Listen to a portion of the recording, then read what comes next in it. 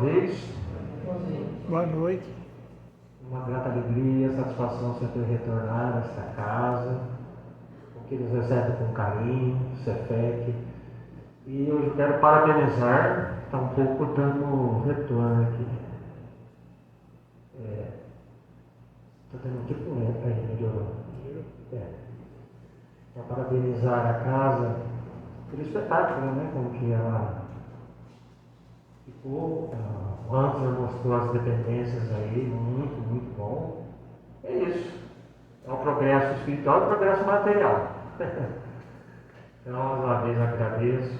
O Edson hoje não está presente, mas sinta abraçado onde ele esteja aí, né? Por aí, acho que viajando. O Diego também em virtude nos estudos. Mas estamos aí mesmo, né? Os nossos amigos, algumas carinhas, não recordo, mas conhecidos, né? O seu Alberto, a esposa, conhece. O amigo, estivemos presentes numa outra oportunidade, numa outra casa. E aí vamos nos reunindo, né? De tempo em tempo, para trazer sempre uma palavra, um novo tema, um assunto que a gente possa desenvolver em torno do Evangelho de Jesus e da doutrina. Como vocês puderam ver aí, temos um cérebro exercitando, bem simpática a figura. Então dá para se ter uma ideia do que vai ser dieta mental.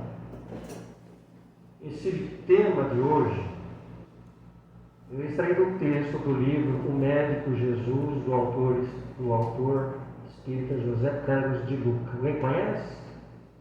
O Médico Jesus, um livro de, vamos dizer, cabeceira, bem fácil de assimilar as lições dele,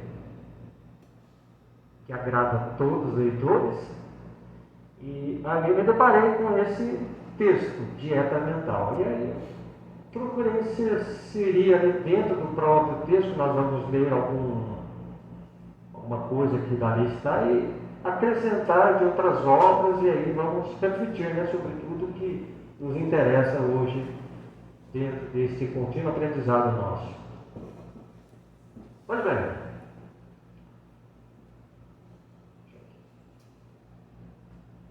então é natural nós fazermos quando estamos... Alguém jantou aqui? Hoje, antes de vir? Dieta? Ou regime? Vamos lá, então vamos entender isso já. Bom, então, meus amigos, eu quero dizer que é natural, quando nós estamos acima do nosso peso corporal, fazermos isso aqui. Opa, peraí. Regime ou uma dieta. O que seria o regime? O que seria a dieta? Embora se assemelhem, mas são distintos, né? Tem diferença.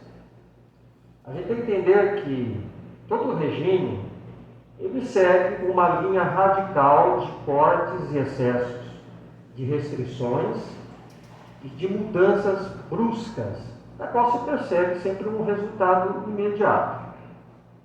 É aquilo, é para hoje, é para amanhã, não é para daqui um mês, 2 meses. E um bom exemplo disso, a gente não fica difícil de buscar, são as modelos de passarela, que para poderem elas desfilar naquele corpo magérrimo, elas precisam alcançar um peso ideal em pouco tempo. Se elas passam ali com 300 gramas, 400 gramas, elas têm que emagrecer em horas talvez. Então é exigido o quê? Em poucas horas para que ela é um regime. Uma outra situação, não que faça disso uma regra geral, tá bom? Desculpem as mulheres. Mas é comum as nossas amigas mulheres, né, elas preocupadas com a própria estética corporal, tendo também elas fazem de tudo às vezes tendo uma festa ou um compromisso social qualquer, elas fazem de tudo para perder os seus quilinhos a mais, para poder entrar no manequim. Então, às vezes, elas fazem isso até por vaidade, algumas. Estou preocupada. Então, às vezes, tendo em vista alguma coisa, elas querem emagrecer em tempo recorde. Então é isso. Mas nem sempre acontece por estética ou por vaidade. Mas também, muitas vezes, quando por imperativos da própria saúde, os médicos acabam o quê? Prescrevendo um regime de urgência para poder fazer um exame, uma cirurgia. Olha bem, hoje você vai ter que, a partir, fazer um regime para a gente realizar o exame, para realizar a cirurgia. Não tem isso. Então tem que entrar nos moldes do médico quanto antes. Agora, com relação à dieta mental, a ideia é oferecer uma alimentação mais equilibrada, tá? Com mudanças graduais, tanto para o controle de peso, como de certas doenças. Com a diferença que na dieta alimentar, o resultado que se busca é sempre a médio e longo prazo, diferente do regime, que tem que ser para amanhã. A gente vai entender toda essa exposição preliminar que eu estou dando aqui para a gente entrar no que interessa, tá bom? Então, a pessoa faz isto com mais espaço de tempo, sem aquele pesadelo de ficar correndo contra o relógio, sofrendo aquele efeito sanfona. Alguns homens, todos os homens um pouco mais vaidosos também, tem aqueles, as mulheres vaidosas, ficam ali, né, naquela ânsia, aquele emagrecer, aquele engordar, fica aquele efeito sanfona, que não é bom. E nós que conhecemos como dieta alimentar este nome, os médicos nutricionistas, esses profissionais de saúde, eles usam o termo reeducação alimentar. Quem já foi um nutricionista sabe, vamos fazer uma reeducação alimentar. Para quê? De forma a oferecer a introdução de hábitos mais sadios em nossas vidas. Esta é a importância. Então, diante disso, meus irmãos, nós sabemos da grande importância dessa dieta alimentar, desta reeducação alimentar. Mas agora, fazendo este paralelo que nos interessa na visão espírita, na visão espiritual, será que nós estamos também preocupados, investindo também na nossa dieta mental, ou nossa reeducação mental? O que vocês acham? Vocês podem estar questionando agora, né? Entre vocês mesmos. Maria, será que a mente pode então engordar? Será que a nossa caixa craniana vai aumentar de tamanho? Não, mas é quase que isso. Mais ou menos isso. Isso ocorre quando nós passamos o quê? A exercer pensamentos, tanto os bons como os ruins. É aquele momento em que dizemos assim, num determinado momento do dia, para alguém, falamos assim, nossa, eu estou com a cabeça cheia, atulhada de bobagem, parece que ficamos, de outras vezes, nossa, eu estou tão tranquilo, estou em estado de paz, né? As distinções. Tá, Maria, e como que a gente se engorda na cabeça? Você está dizendo em dieta mental. A gente sabe que para fazer uma dieta física, temos que nos abster de certos alimentos. Exercício físico também. O regime lá também, que seja. Então, a gente acaba engordando a nossa cabeça, fica dessa forma, através das nossas preocupações. Quando ficamos ansiosos, temerários por alguma coisa, ficamos muito estressados. Então, os níveis de cortisol os hormônios, aquilo, a adrenalina, eles vão metabolizando, e isso faz com que a gente fuja ao controle, né, das nossas emoções. Para retomar é difícil. Tá, e como que a gente faz para fazer, então, ao contrário, né? Como a gente faz para emagrecer a cabeça? Não vamos fazer uma bolinha de futebol que vai murchar, não é isso também.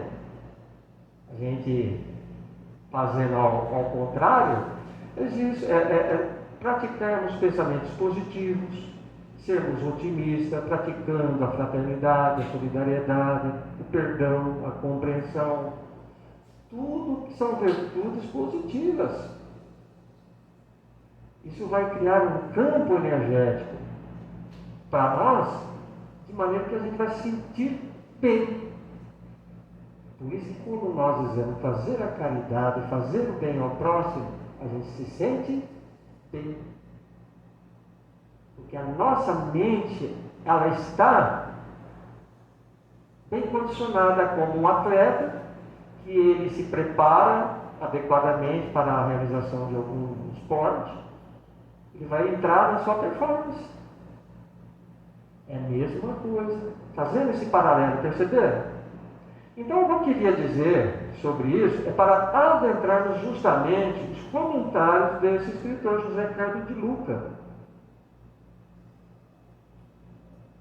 deste tema dieta mental. Inicialmente, ele coloca no texto assim: as células do nosso organismo se alimentam do mesmo teor dos nossos pensamentos. Que nós possuímos bilhões e bilhões de células. Muitas morrem nesse processo de renovação celular. Mas, diante disso, essas mortes celulares, essas que renascem, nascem, é justamente em decorrência daquilo que alimentamos através dos nossos pensamentos. É o pensamento que vai nutrir as nossas células. Mas nem sempre como imaginamos o que comemos. Porque olha o que ele diz: tudo que se passa na mente, se passa no corpo. Ele reflete no corpo. É fácil percebermos. Basta a gente ficar com uma baita raiva odiando alguém, o que acontece? Tem uns que têm propensão para taquicardia. Outros, problema gástrico, na hora começa a queimar, dá tremedeira. Desencadeia um processo aí de distúrbios orgânicos imenso. E para a gente, por retomar, controlar aquilo, custa, não custa? Olha que ele continua nos dizendo: você, por isso que eu falo, não é apenas o que come, é também o que pensa. Dizemos assim: não vou comer isso para não fazer mal. Não vou fazer isso porque eu vou entrar numa dieta. Por que a gente não pensar? Refletir sobre o nosso comportamento mental também. Que nós estamos realmente desleixados, estamos invigilantes, por isso que Jesus orar e vigiar. Veja que Jesus até, de uma certa, deixava uma deixa aí para que pudéssemos atentar quanto à nossa dieta mental. Porque é esta preocupação que precisamos ter em relação às nossas atitudes mentais no dia a dia. É fácil controlar? Não é. Porque a gente sabe que a nossa mente é um dínamo de energia. É um processo muito rápido e difícil de podermos, muitas vezes, conter os impulsos eletromagnéticos que muitas vezes emitimos. Porque quando a gente pensa alguma coisa, já foi. O importante é que a gente contenha isso no verbo. E a gente não consegue. Nós extrapolamos, né? Não conseguimos dominar nossos ímpetos, nossas emoções. E aí, o que acontece na nossa cabeça? Engorda. Se deita de noite, meu Deus, eu fico com a cabeça que não aguento. E às vezes são às vezes os reflexos da própria culpa, do ressentimento que ficamos, aí eu magoei a pessoa e ficamos, depois que baixa a poeira a gente acaba sentindo. E então José Carlos de Luca ele continua dizendo, basta constatar então as lembranças, como as lembranças tristes e amargas nos trazem sensações físicas desagradáveis. É isso que comentamos. Então, se a gente não quer ter sintomas em decorrência das nossas emoções desajustadas, vamos nos guardar, vamos policiar. Se a gente quer se policiar para não engordar, vamos policiar para que a gente também não sofra os assédios da nossa emoção desajustada. E quando a gente fala em assédio, não é só em relação a nós, é em relação às brechas que nós abrimos para o mundo espiritual, que sabe o momento propício para poder ali se aproveitar de nossas fraquezas. Oh, mas tá para mim esse cara. Ele abriu a brecha. Quando nos pegamos ali xingando, falando impropérios, palavras chulas, vulgares. Então nós abrimos esse campo para que os espíritos justamente se misturem ou se interfiram na nossa mente para poder ajudar a engordar. É como garçom, né? Ele vem, está servindo, está cheio, então estou trazendo mais, está comendo mais. Né? Então o corpo sente o que a mente pensa constantemente. E está interligado, né, o nosso corpo com a mente. Selecione seus pensamentos, tanto quanto você seleciona os alimentos que leva à boca. Olha que importância isso para a gente compreender essa dinâmica.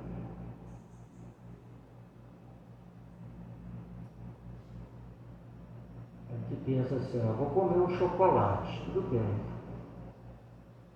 Às vezes a pessoa está com uma taxa alta lá de glicose, então o que ela vai fazer? Bom, eu vou policiar no sentido, então eu não posso comer uma barra de chocolate com alto teor calórico, de açúcar, apesar que o diet tem teor calórico, mas eu vou partir do diet. Então a gente está também se policiando nesse sentido. E é nisso também, então a gente tem que se policiar em usar as palavras. Então, às vezes, quando vamos nos dirigir a alguém, nós podemos, por exemplo, chamar a atenção sem usar de aspereza. Nós precisamos usar se a gente deseja, por exemplo, orientar alguém ou chamar a atenção, podemos chamar a atenção, mas de uma forma agradável, de uma forma tranquila, não dando dura, não rebaixando, não fazendo com que a pessoa se sinta humilhada. A gente, se engordar a sua cabeça, vai acabar engordando a pessoa também, né?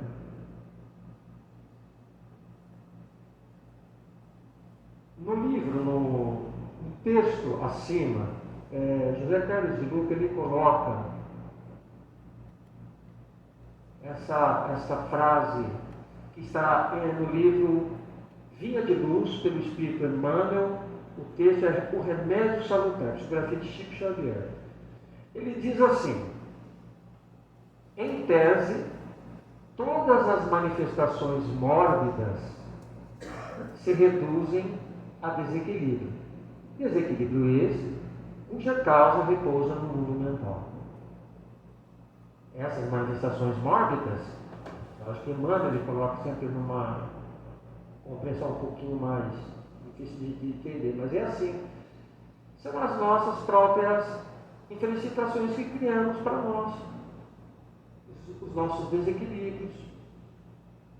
São aquelas rajadas, né, envenenadas que nós direcionamos para nós mesmos. Não é para o outro, é para nós. E que deve-se culpar a quem? A nossa própria mente, porque é o espírito que atua sobre o corpo, não ao contrário. O corpo ele se ressente, né, do que o espírito. O ser pensante, quem que é? É o espírito.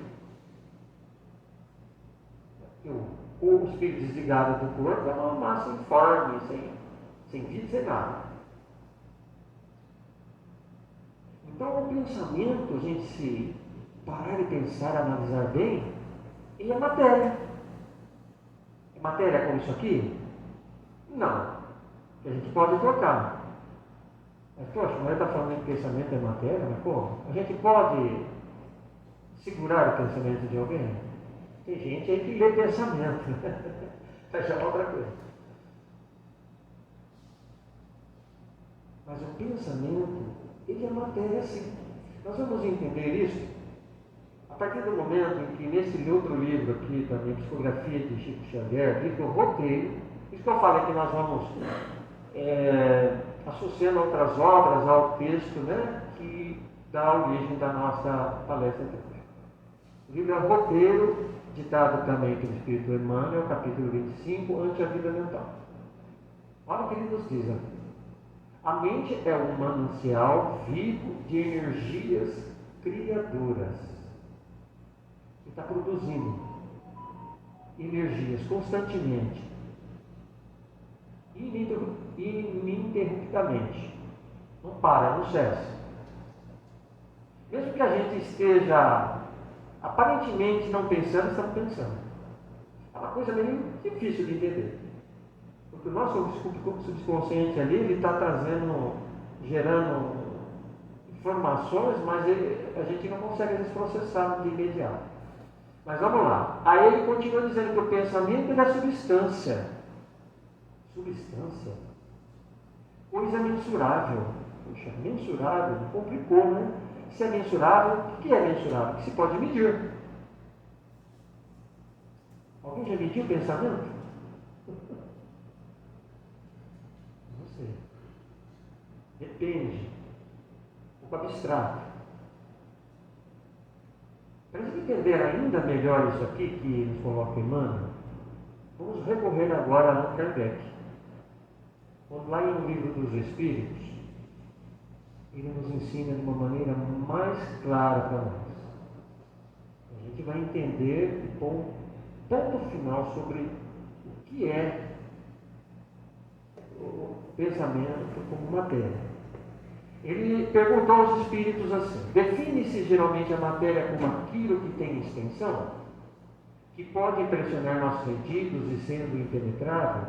Essa definição é exata? Tem luzinha aqui. Aqui tem luzinha ou na. Cadê o Anderson? Deixa eu ver. Ih, já desliguei. Começou.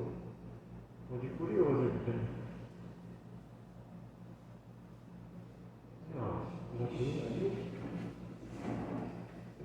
Eu estou procurando. Ele não tem. Ele tem a luzinha aqui de laser? Tem.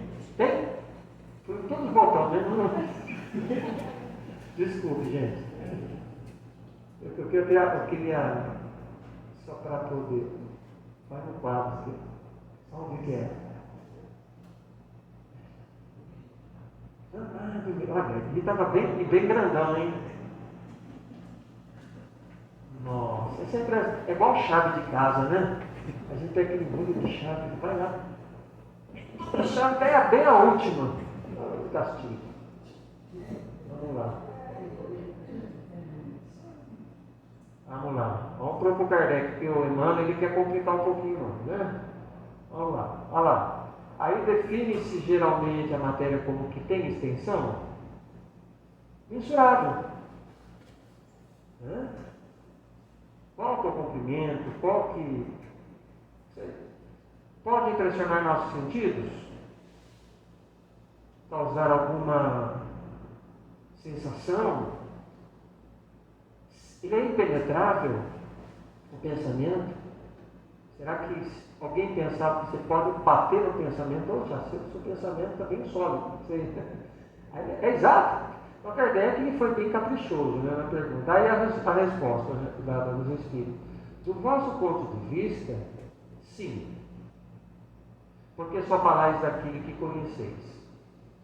Aqui ele já dá uma demonstração de que o homem ele vai até onde pode. Até onde a ciência e a sua razão permite. E a partir do momento que ele comece a querer penetrar o insondável, por um momento, ele se complica. Então o homem tem que se deter no campo em que ele sabe dominar por enquanto. Então, graças a Deus que a própria medicina, a própria ciência, né, já está assimilando essas ideias espirituais, né, da própria vida, do que ocorre do outro lado. Essa inserção de ideias que a espiritualidade vem nos trazer, acrescentar para todos nós. Então ele diz na continuação da resposta: mas a matéria existe em estado que não percebeis. Ela pode ser, por exemplo, tão etérea e sutil que não produza nenhuma impressão nos vossos sentidos. Entretanto, será sempre matéria, embora não o seja para vós. Então ele já diz aí, fica bom entendedor, irmão?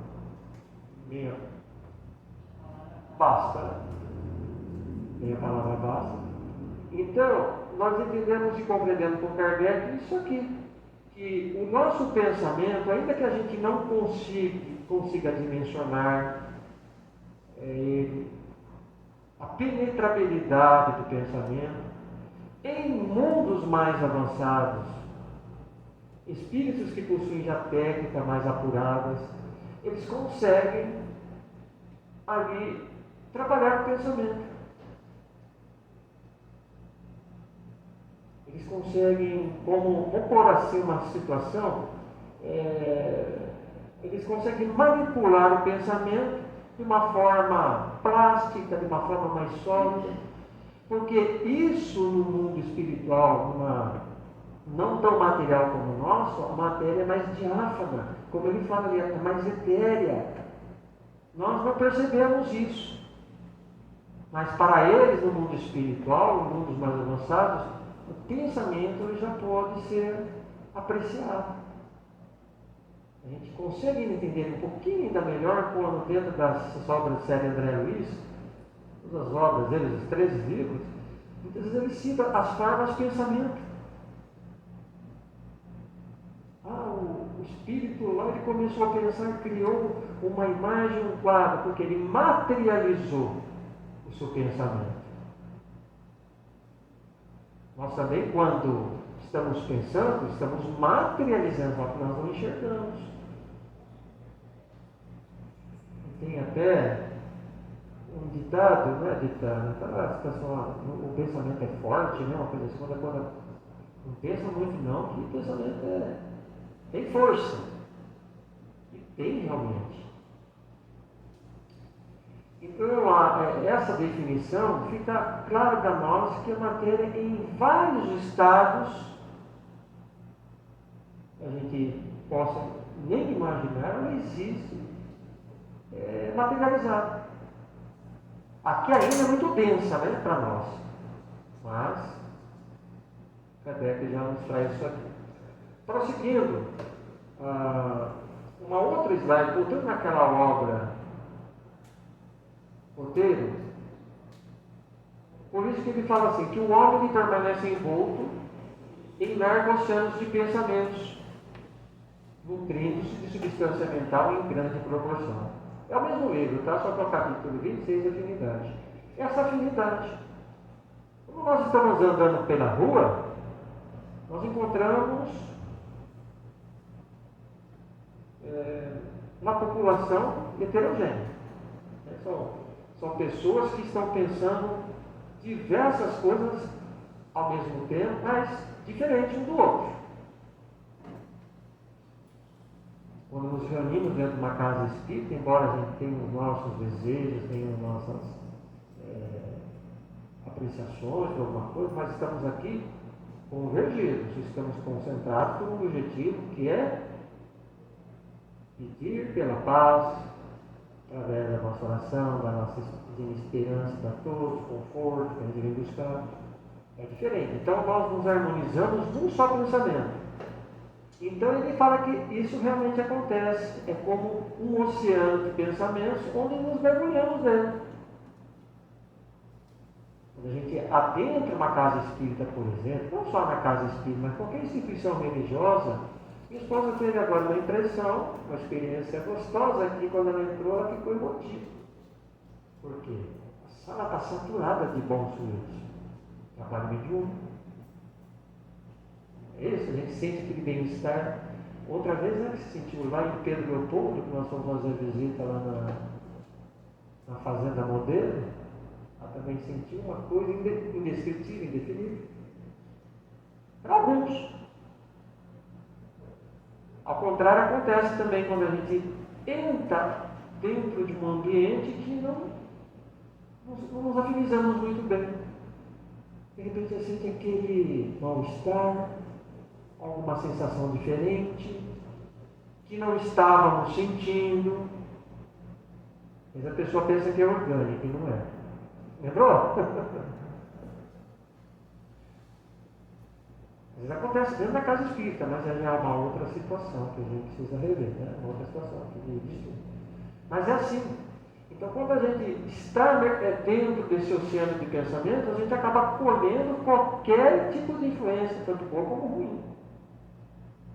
Então, por isso que precisamos estar sempre atentos à nossa casa mental, para que essa casa mental esteja devidamente aberta para as coisas boas, receptivas e fechadas para as coisas ruins.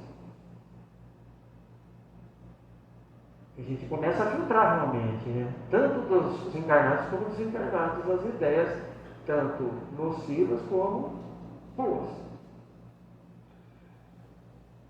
O José Carlos continua dizendo assim, que a sensação corporal é um excelente termômetro para medir a qualidade do nosso pensar.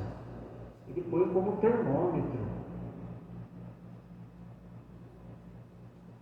É um termômetro. Só que a gente não dá devida atenção a esse termômetro. Quando a gente começa a sentir uma coisa, a gente não para e reflete. A gente prossegue. Ah, não é nada. Quando vai ver, está todo, como se diz, truquedinho lá na frente. Oh, meu Deus, por que eu não ouvi meu anjo da guarda? Por que eu não ouvi minha consciência? Por que eu não tentei mais? Então a sensação corporal realmente, às vezes aquela dorzinha de cabeça, aquela ligeira disposição, qualquer coisa. Olha a misericórdia de Deus como é maravilhosa. Está dando sinal. E a gente não atenta a isso.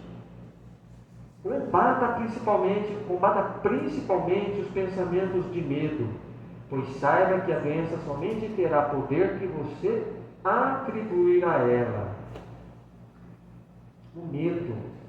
O medo também engorda muito a nossa cabeça aí, né? Vamos fazer uma dieta também do medo, né? Quer ver? Vamos ver se está no slide aqui. No livro Momentos de Felicidade, o texto é Pensamento e Vida, escrito por Joana de Ângeles, psicografia de Valdo Pereira Franco. Ela começa dizendo que o homem pode ser considerado o pensamento que exterioriza, fomenta e nutre. Olha aí. Se pensas no medo, estou falando do medo, né?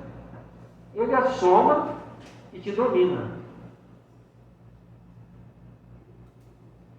Ele vem como um ratinho, né, de estimação. Você começa a dar muito valor para o medo, ele começa a somar, ele começa a tomar grandes proporções, o tamanho do elefante. Isso acontece muito, mas aí é um estado patológico, né, que é essa doença muito envolve o medo, tinha que dizer? Pânico, síndrome do pânico, é lógico, é uma coisa que exterioriza, mas é um estado patológico. Mas nós temos uma porcentagem de tudo isso que é nosso também, que a gente pode, às vezes, dominar e fazer qualquer coisa. A partir do momento que você tem um medo de alguma coisa, que seja inconsciente, você tem que, refrear ele. Não, isso aqui é uma coisa subjetiva, uma coisa irracional para mim, não tem motivo. E a gente acha que existe, né, esse medo. o perigo às vezes lá à frente. Vamos lá, senão a gente não consegue ver. Se dás atenção ao pessimismo, tornas-te incapaz de realizações vitoriosas. O pessimismo, né? O pessimismo leva o quê? Ao medo. Começa a pensar coisa negativa. Daqui a pouco você começa a ser visitado pelo medo. Não, isso aí vai te trazer problema. Se te preocupas com o mal, permanecerá cercado de temores e problemas. São aquelas pessoas que apenas cultivam o mal diuturnamente. Não pensa outra coisa, né? Se não tramar, urdir alguma coisa em relação ao próximo que não seja para prejudicar, para levar vantagem, como diz. E a pessoa começa também a ser a mediação em ação, né? A causa e efeito. E aqui no último item, né, que ela diz: se agasalhas as ideias enfermiças, perderás a dádiva da saúde. Então vamos fazer o máximo para que a gente se desvencilhe disso, para ganhar mais saúde, mais bem-estar. Deixa eu ver. Não, isso aqui é de... Então ele prossegue: você é maior do que a doença, ela não é a sua inimiga. Ao contrário, ela é nossa amiga. Ela não vem para nos castigar. Então quando a gente tem, no caso, como ele traz aqui as enfermidades também, é justamente para que ela sirva para nos reajustar o caminho. É o sinal, é o termômetro. Muitas pessoas ainda não conseguem, né, se endireitar, né? Vão pelos caminhos tortuosos e ainda, mesmo que Deus ainda nos adverte com as dores e o sofrimento, ficamos na mesma. Então pare de pensar em doença. Doença é auxílio, é o bem disfarçado de mal. Conscientes disso, prossegue, né, o José Carlos, milhares de pessoas passaram a viver muito melhor depois que adoeceram, porque fizeram transformações positivas em suas vidas. Mas tem só para a pessoa melhorar, adquirir melhores virtudes, ela precisa ficar doente? Não. Mas você escolheu esse caminho. Se não vai pelo amor, vai pela dor, não é? Como a gente diz.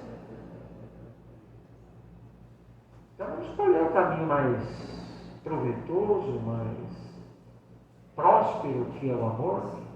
Embora que seja um amor ainda não tão compreendido na sua essência, vamos procurar trabalhar dentro das nossas limitações. Eu não posso fazer desse jeito, eu faço assim um pouquinho.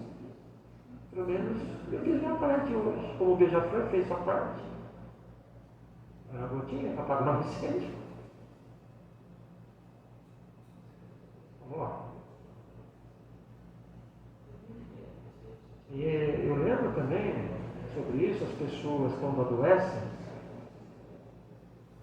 Alguém já teve alguma pessoa de convivência que de repente ela era uma pessoa intragável, colérica, insuportável? E de repente ela some de cena. Nossa, cadê a pessoa? Não sei. Olha, aquela pessoa também, presente ou não, é a mesma coisa. A gente fala assim, né? Aí ela volta assim, depois de um tempo. Mas o que aconteceu? Ela esteve doente. O que ela teve? Teve um câncer, teve uma doença. E o câncer, segundo o Sr. Walter, também um grande espírito que já desencarnou, ele falou que o câncer ele funciona como um tratamento de beleza para a alma. Nós que esgotamos as nossas mazelas, né, através das purificamos a alma, através da processo um pouco duro, que não precisaria, mas a gente ainda precisa em virtude das nossas imperfeições e da dureza dos nossos corações.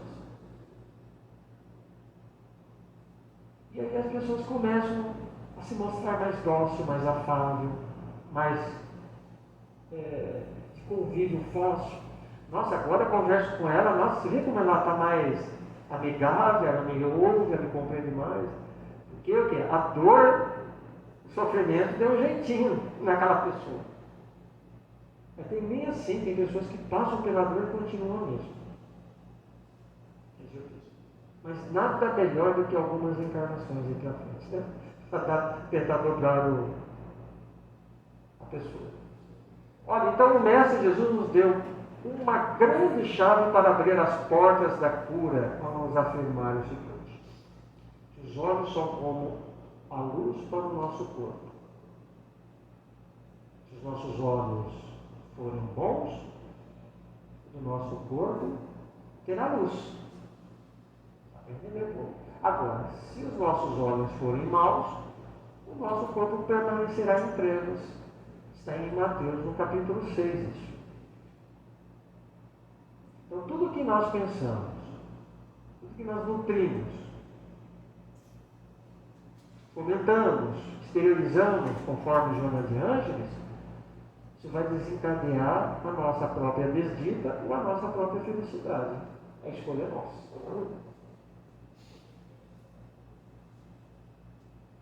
Eu quero ficar sem medo. Pode ficar o tempo que quiser, mas a pessoa no próprio sofrimento, ela vai querer abandonar aquele estado. Cedo ou tarde. Bom, então ele vai encerrando aqui o José Carlos assim, que a cura dependerá da maneira como se olha, como olhamos a vida. A cura. Tudo defluente do nosso pensamento. Dentro daquela dieta que nós temos como uma preparação no início. Um bom olhar, aquele que é capaz de trazer luz ao corpo, então ele significa, ele diz, um olhar de positividade, de fé, de alegria, de esperança, de que o bem em nossa mente faz entrar. Um olhar aquele capaz de trazer luz ao corpo significa um olhar de positividade, de fé, de alegria, ter total confiança de que o bem em nossa mente faz entrar o bem em nossa vida. Aqui está. Então, a mente, o que vai fazer? Irá apenas processar o que os nossos olhos registram. Se olha para uma pessoa, você vai poder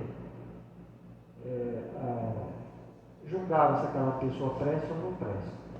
Se aquela pessoa é sociável ou não. Se ela pode ser minha amiga ou não. Tudo vai ser da maneira como a gente olhar. Por isso que eu falo, se os nossos olhos forem bons, nosso corpo terá luz. A partir do momento que você pensa uma coisa ruim, uma pessoa, você já está trazendo sombras para você, né, ao seu redor. Olha aqui. Aí, esse comentário que ele faz, ele leva uma historinha que um escritor também muito conhecido, né, já faleceu em 2018, Michel Simonetti.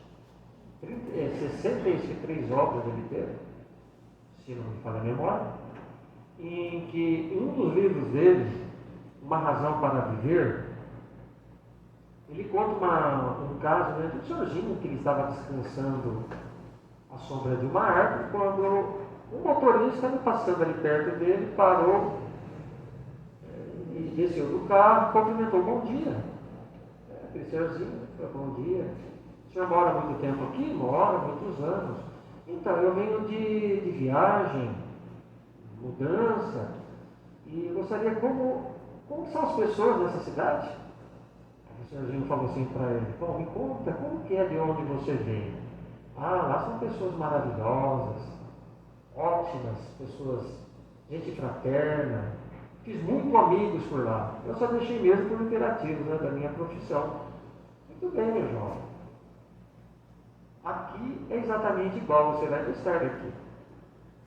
Aí ele agradeceu e partiu, né, todo feliz. Minutos depois apareceu um outro motorista. O inverso agora. Estou de mudança, eu gostaria de saber como que é esse povo daqui. Mas me conte, como que é de lá onde você veio? É horrível, povo orgulhoso, arrogante. Não fiz um único amigo por lá. Sinto muito, meu filho, pois você encontrará o mesmo ambiente aqui. Então é como nós olhamos a vida, como olhamos as pessoas. Não é que a vida está mal, não é que o mundo está ruim, o mundo é dadivoso, é maravilhoso. É os nossos pensamentos que deixam aqui emporcalhado, de jogamos essa tinta no mundo, Tem uns óculos escuros também, que a lente escura, clara também, que Richard comenta, que a gente precisa trocar de vez em quando. Então, prosseguindo para a gente aqui, ó, o pai da psicanálise, Freud, ele diz assim: não somos apenas o que pensamos ser. Somos mais, somos também o que lembramos e aquilo de que nos esquecemos. Somos as palavras que trocamos, os enganos que cometemos, os impulsos a que cedemos sem querer. Às vezes a gente, numa bobagem, né, a gente acaba magoando uma pessoa naquele impulso sem medir, né, as consequências. Então, somos tudo isso. É o passado que vem à tona, é o presente que estamos vivendo, é o futuro que estamos nos preparando. Aí o pai da psicanálise dando a sua contribuição. Então, agora, para que isso seja coroado de êxito às nossas vidas, aqui no livro Loucura e Obsessão, também vocês conseguem, Loucura e Obsessão, no capítulo 23, que chama Expiação e Reparação, que está na página 297, pelo menos do livro que eu tenho. Pelo espírito Manuel Filomeno de Miranda, psicografia de Walter Grafinato.